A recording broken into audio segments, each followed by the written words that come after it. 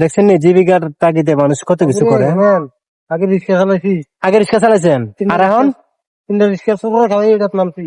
ও আচ্ছা, তিনটা রিক্সা চোরে খাওয়াইলেছেন, অনেক কাজ করেন নাকি? কি করাম, তুমি যার কথা ঠিক আছে, হ্যাঁ ও ঠিকই আছে, করেন।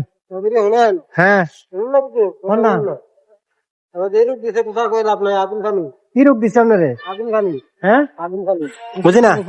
আগুন খানি, সুন্দর গোসল করি না। আগুন ফানি ফুসকুন গোসল করতে পারেন না? ও কি রোগ এটা?